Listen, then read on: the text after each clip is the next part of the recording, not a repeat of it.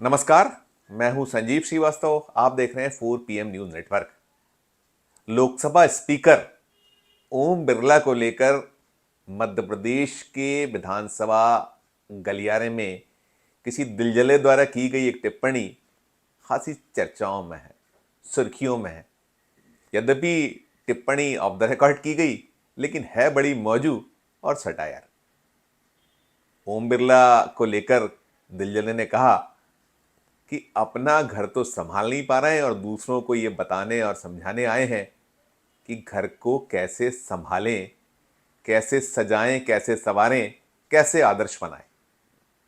बिल्कुल बिल्कुल, मध्य प्रदेश में नए विधायकों को प्रबोधन दिया जा रहा है।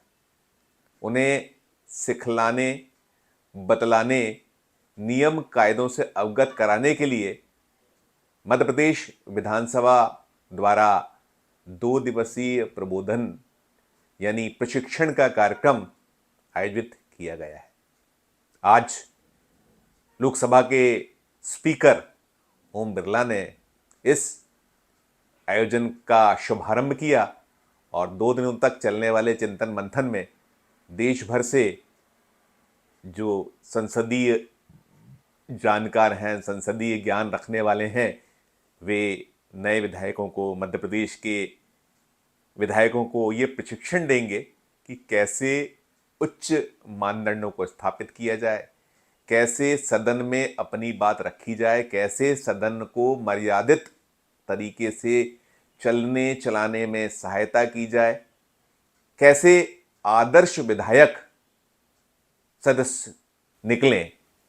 तो जब स्पीकर लोकसभा ओम बिरला जी ने इस आयोजन का शुभारंभ किया तो लाजमी सी भी थी, चर्चाएं चलना कोई गलत नहीं था। जब वे मंच पर इस पूरे आयोजन का शुभारंभ कर रहे थे, मंच पर मध्य प्रदेश विधानसभा के स्पीकर नरेंद्र सिंह तोमर, जो मोदी कैबिनेट के बड़े महत्वपूर्ण महकमों का निर्वहन करते रहे, जो अभी मौजूदा केंद्र की सरकार है उसमें वे अब उस सरकार का हिस्सा नहीं है। उन्हें मोदी शाह की जोड़ी ने मध्य प्रदेश विधानसभा चुनाव लड़ने के लिए भेजा था।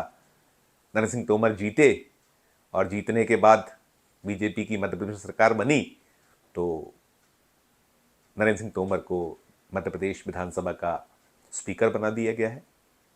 वे केंद्र का जो मंत्रिमंडल था उसमें संसदीय महकमे के मंत्री भी रहे हैं, काफ़ी अनुभवी हैं।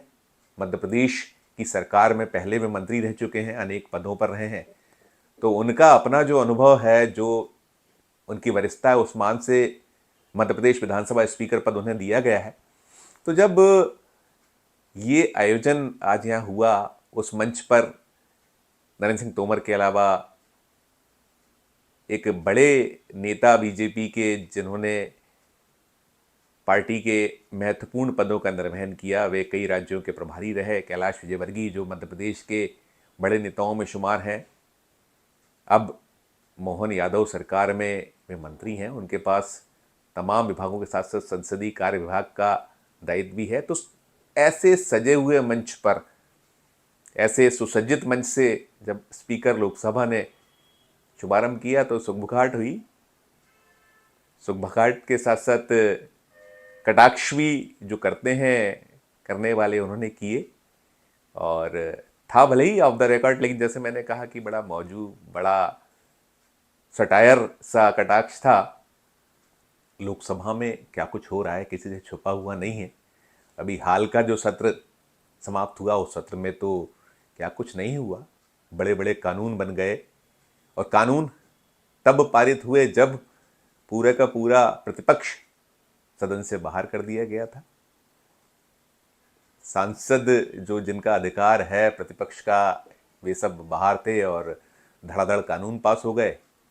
और कहीं कोई, जो ओम बिरला जी ने यहाँ मध्य प्रदेश के जो विधायक गण हैं, नए सदस्य हैं, जिन्हें ज्ञान दिया, जिन्हें तमाम गुरु मंत्र दिए कि देखिए कैसे वे आदर्श स्थापित करें, कैसे सदन मर्यादित तरीके से चले, कैसे एक गरिमा बने। मध्य प्रदेश विधानसभा तो गरिमा के लिए जाना जाता है, उसकी अपने मानदंडों के लिए पहचाना जाता है। तो किसी ने यह भी कहा कि पर उपदेश कुशल बहु तेरे, लोकसभा तो संभल नहीं रही है और विधानसभा के साथियों को गुरु मंत्र दिया जा रहा है। तो तमाम कटाक्ष, तमाम जो चुटकियां हैं वे ली जा रही हैं, ली गई हैं। और लाजमी भी है, जैसा मैंने कहा, कि किससे छुपा है लोकसभा में क्या कुछ हो रहा है। यदि हम जो ये मोदी सरकार का दूसरा कार्यकाल है, 2019 से 2024 का समाप्ति के निकट है, और इसके दरमियान लोकसभा में, राज्यसभा में क्या कुछ हुआ है सब देख रहे हैं। और राज्यसभा के सभापति जी तो खफा भी हैं, और सब जाति धर्म सब चीज़ें भी आई हैं, उसे लेकर भी क्या कुछ हुआ है देश ने देखा है, सब चला है। तो ये एक ऐसे मंजर, ऐसे दृश्य होते हैं कि कहते हैं ना कि जो आप करते हैं वो आपका पीछा नहीं छोड़ता, जो आप बोते हैं उसे काटना होता है। तो ठीक है, बड़ा गरिमामय आयोजन था। मध्य प्रदेश विधानसभा ने एक बहुत लंबे अरसे बाद प्रबोधन का कार्यक्रम देखने को मिला है। चाहे लोकसभा हो, राज्यसभा हो या राज्यों की विधानसभाएं, वहाँ क्या कुछ होने लगा है किसी से छुपा नहीं है। हम जब देखते हैं 3 दशक से ज़्यादा का वक्त मध्य प्रदेश विधानसभा को रिपोर्ट करते हुए मुझे स्वयं को हो चुका है। मैंने इवन 3.5 दशक कह लीजिए। इस पूरे दौरान में क्या कुछ डिटोरिएशन हुआ है, क्या अवमूल्यन हुआ है, ये देखते चले जा रहे हैं। और यही सब, देश की कोई विधानसभा ऐसी नहीं है जहां पर अवमूल्यन ना हुआ हो। राज्यसभा, लोकसभा में कार्रवाइयों में अब परिलक्षित होने लगा है कि आसंदी किस तरीके से बिहेव करती, उस पर कैसे कैसे आरोप लगते हैं, क्या क्या उसको कटघरे में कैसे खड़ा किया जाता है, सब दिख रहा है, सब देख रहे हैं।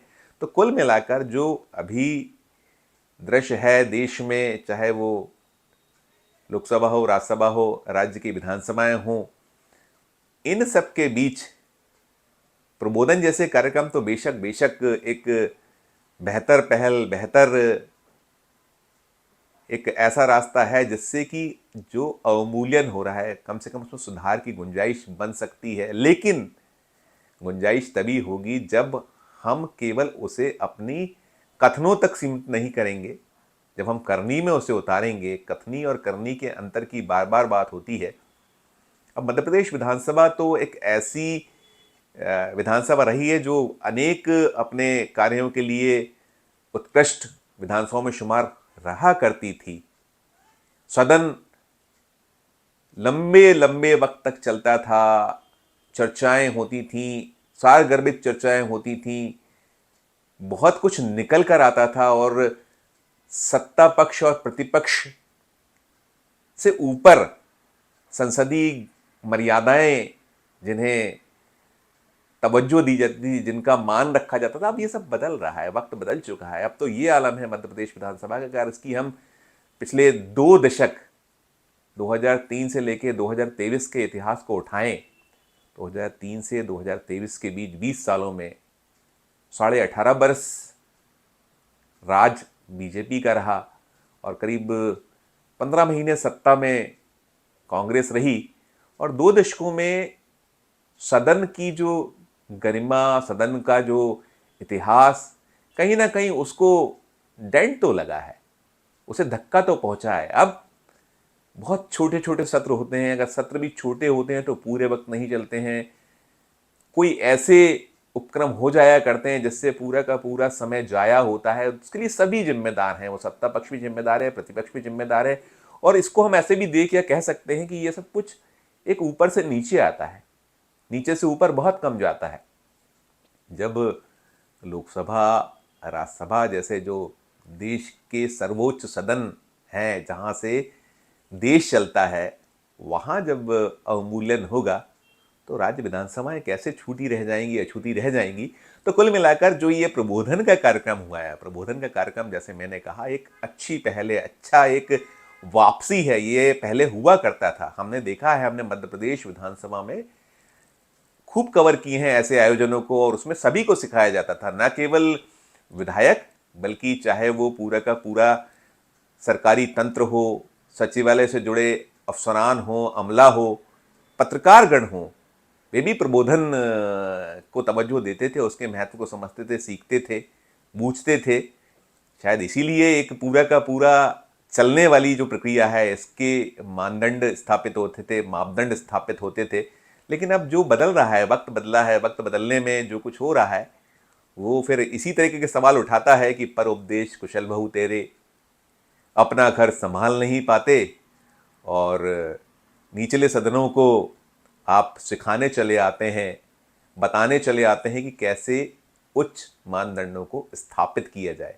अरे भाई ठीक है, ये जो कटाक्ष भले ही हो, आपदा रिकॉर्ड बात हो, लेकिन ये सही है कि सब कुछ ठीक ठाक नहीं है। ऊपर जब सुधरेगा तो नीचे अपने आप सुधार होंगे। और शायद ये कटाक्ष, ये तंज, ये चुटकी सीख लेने लायक तो है ही कि ऊपर वालों को भी सुधरना चाहिए। आज के इस वीडियो में बस इतना ही। हमारा मध्य प्रदेश का ये चैनल नया है, इसे लाइक कीजिए, इसे सब्सक्राइब कीजिए, हमारे इस वीडियो को अधिक से अधिक लोगों तक शेयर भी कीजिए। हमारे इस वीडियो के कमेंट बॉक्स में जाके कमेंट जरूर कीजिए कि ये वीडियो आपको कैसा लगा, और देखते रहिए 4 PM Madhya Pradesh, 4 PM national और 4 PM हमारे अन्य राज्यों के चैनलों को। धन्यवाद, नमस्कार।